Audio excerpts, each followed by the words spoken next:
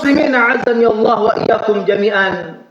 Ayat ini konteksnya berbicara tentang orang-orang kafir, di mana Allah Subhanahu wa taala mengetahui tatkala Allah Subhanahu wa taala menjadikan mereka tidur di malam hari, Allah Subhanahu wa taala tahu apa yang akan mereka perbuat di siang hari. Akan tetapi dengan demikian Allah Subhanahu wa taala masih membangunkan mereka. Allah Subhanahu wa taala masih memberikan kepada mereka kesempatan hidup. Padahal Allah tahu bahwasanya esok hari mesti mereka akan menyekutukan Allah Subhanahu wa taala. Esok hari mesti mereka akan melakukan kekufuran. Akan tetapi Allah Subhanahu wa taala masih membangunkan mereka, masih mengembalikan ruh mereka. Allah Subhanahu wa taala tangguhkan usia mereka sampai dengan batas waktu yang telah Allah Subhanahu wa taala tetapkan. Begitupun juga kaum muslimin, hal yang serupa terjadi pada kita. Pada kita orang-orang yang beriman kepada Allah Subhanahu wa taala. Tatkala kita tidur, nyawa kita ditahan oleh Allah Subhanahu wa taala. Dan Allah Subhanahu wa taala tahu di saat esok kita bangun dari tidur kita. Ada orang-orang yang ketika ia bangun dari tidurnya, malah dia bermaksiat kepada Allah. Ketika ia bangun dari tidurnya, dia melakukan dosa atas nikmat yang telah Allah Subhanahu wa taala berikan. Allah berikan kepadanya nikmat untuk bisa bangun kembali. Akan tetapi nikmat tersebut ternyata ia lakukan untuk durhaka kepada Allah Subhanahu wa taala. Dan demikian juga kaum muslimin yang dimuliakan oleh Allah Subhanahu wa taala. Hal tersebut Allah Subhanahu wa taala lakukan sebagai bentuk kasih sayang Allah Subhanahu wa taala kepada makhluknya. Di mana Allah Subhanahu wa taala masih memberikan kepada kita kesempatan untuk bangun. Walaupun mungkin kita bermaksiat kepada Allah pada hari tersebut, sebagai bentuk kasih sayang Allah Subhanahu wa taala kepada kita semua. Mungkin Allah Subhanahu wa taala membukakan pintu selebar-lebarnya untuk bertaubat kepadanya.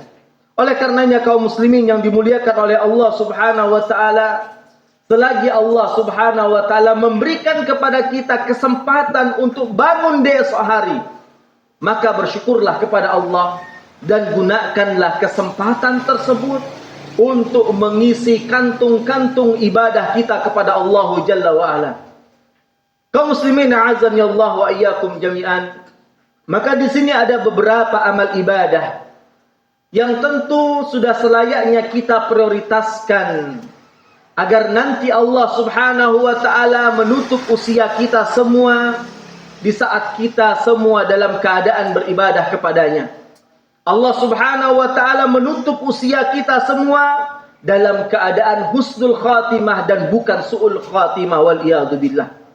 Di antara amal ibadah yang hendaknya menjadi prioritas kita semua, yang pertama, hendaknya kita memilih amalan yang ringan.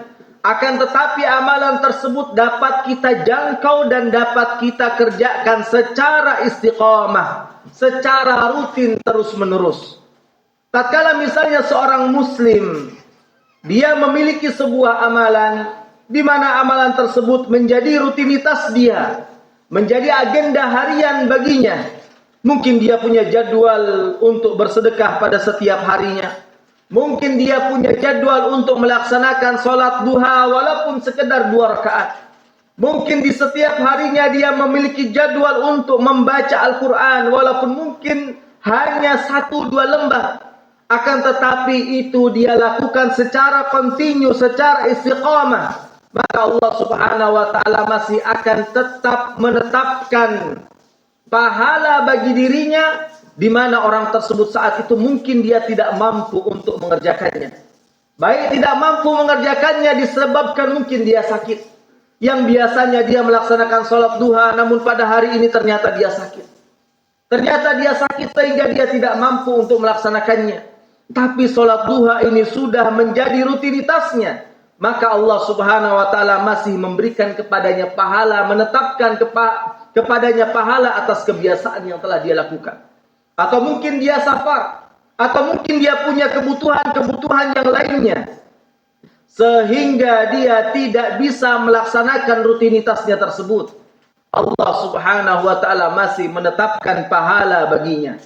Sebagaimana Allah subhanahu wa ta'ala katakan, illa alladzina amanu, kecuali orang-orang yang beriman, wa amilus salihat, kemudian mereka mengerjakan amal salih, falahum ajrun ghairu mamnun. Maka kata Allah subhanahu wa ta'ala, bagi mereka pahala yang tidak pernah putus. Beliau Abdullah ibn Abbas rahimahullah, tatkala mengomentari ayat ini, beliau katakan, fa ayyuma rajulun kana ya'malu salihan wa huwa qawiyyun syabun. Kata beliau, seseorang yang dia memiliki amal saleh, di mana amal saleh tersebut dia kerjakan saat dia dalam keadaan kuat, saat dia masih dalam keadaan segar bugar, saat dia masih dalam keadaan muda. Fa'ajaza anhu, kemudian mungkin suatu ketika dia lemah, kemudian mungkin suatu ketika dia tidak mampu untuk mengerjakannya. Imma tadi mungkin dia sakit, ataukah mungkin dia sudah lanjut usia sehingga tidak bisa mengerjakan apa yang sudah menjadi rutinitasnya tersebut. Apa kata beliau? Jara lahu ajrun dzalikal amal hatta yamut. Maka kata beliau, pahala amal tersebut akan tetap dia dapatkan sampai nanti dia meninggal dunia. Kaum muslimin yang dimuliakan oleh Allah subhanahu wa ta'ala, mungkin kita sering mendengar istilah bahwasannya olahraga di waktu muda itu merupakan tabungan kesehatan nanti di masa tua. Begitupun juga dengan amal ibadah yang ringan, yang rutin kita kerjakan di masa muda, di saat kita sehat, di saat kita mampu. Ini merupakan tabungan kebaikan, tabungan pahala bagi kita semua di masa nanti kita sudah tidak mampu untuk melaksanakannya. Kita tidak mampu untuk melaksanakannya, mungkin disebabkan kita sakit, disebabkan kita safar, atau mungkin disebabkan kita sudah tua renta sehingga kita hanya bisa mengerjakan hal-hal yang baik.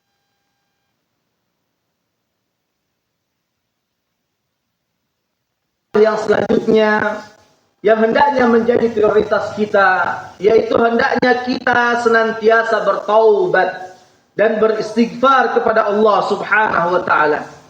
Di mana istighfar dan taubat ini merupakan amalan manusia terbaik. Kita lihat Rasulullah sallallahu alaihi wasallam, tatkala kurang lebih usia beliau mencapai 60 tahun.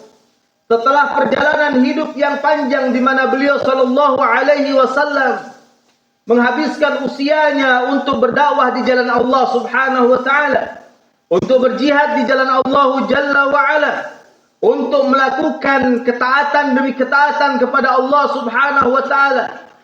Namun tatkala di penghujung usia beliau, Allah subhanahu wa ta'ala memerintahkan kepada beliau untuk memperbanyak taubat kepada Allah. Sebagaimana Allah subhanahu wa ta'ala menurunkan surat An-Nasr. Kata Allah subhanahu wa ta'ala, idza jaa nasrullahi wal fath. Apabila telah datang pertolongan Allah subhanahu wa ta'ala dan kemenangan. Wa ra'aitan nasa yadkhuluna fi dinillahi afwaja. Dan engkau telah melihat manusia mereka berbondong-bondong masuk ke dalam agama Allah. Apa yang Allah subhanahu wa ta'ala perintahkan kepada Rasulullah SAW saat Rasulullah SAW berada pada puncak amalannya, ya Allah subhanahu wa ta'ala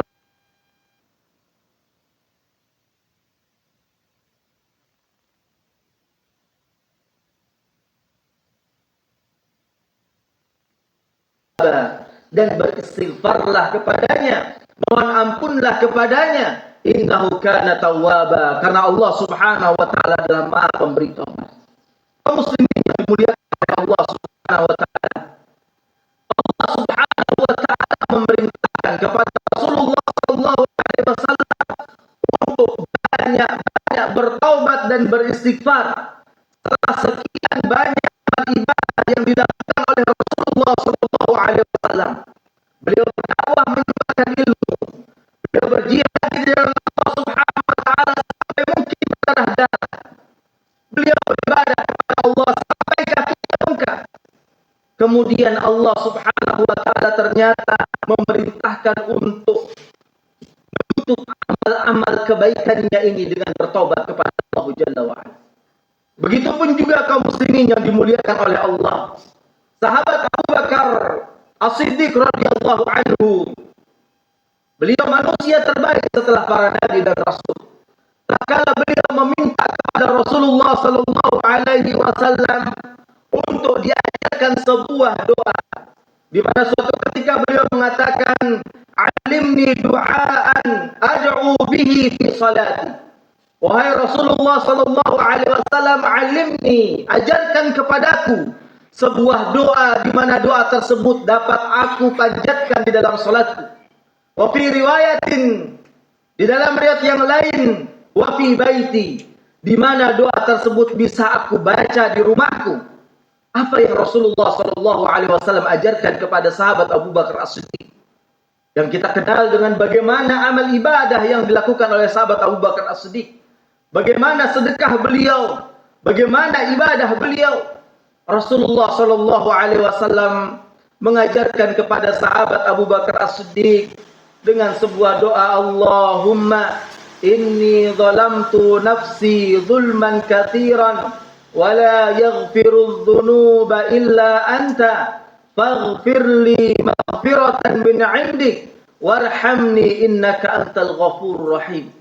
Di mana di dalam doa ini Rasulullah sallallahu alaihi wasallam mengajarkan supaya sahabat Abu Bakar As-Siddiq memperbanyak taubat kepada Allah Subhanahu wa taala, memperbanyak istighfar kepada Allah Subhanahu wa taala. Di mana kaum muslimin yang dimuliakan oleh Allah, doa ini dianjurkan untuk dibaca setelah membaca tasyahud akhir atau kita baca saat kita berada di rumah kita. Para ulama menyebutkan, di mana para ulama juga menyebutkan bahwasannya doa ini adalah dengan doa ini disebut juga dengan zikir yang ada di dalam rumah. Perhatikan kaum muslimin, orang-orang yang berada di puncak kesalehannya, orang-orang yang berada di puncak ketaatannya, diperintahkan untuk istighfar dan taubat sebagai amalan penutup dan amalan andalannya. Maka tentu kita yang mungkin amalan kita sangat kurang, jauh dari amalannya para sahabat radhiyallahu anhum ajma'in, maka tentu kita lebih berhak untuk memperbanyak istighfar, memperbanyak taubat kepada Allah Jalla wa ala. Kemudian amalan yang ketiga yang bisa kita kerjakan, hendaknya kita husnudzon kepada Allah Subhanahu wa taala. Beliau sahabat Jabir radhiyallahu an pernah mendengar di mana Rasulullah sallallahu alaihi wasallam saat itu 3 hari sebelum wafatnya, beliau Rasulullah sallallahu alaihi wasallam mengatakan, la yamutanna ahadukum illa wa huwa yuhsinu billahi dzan. Kata beliau sallallahu alaihi wasallam, janganlah salah seorang di antara kalian meninggal dunia melainkan dia harus husnudzon kepada Allah Subhanahu wa taala.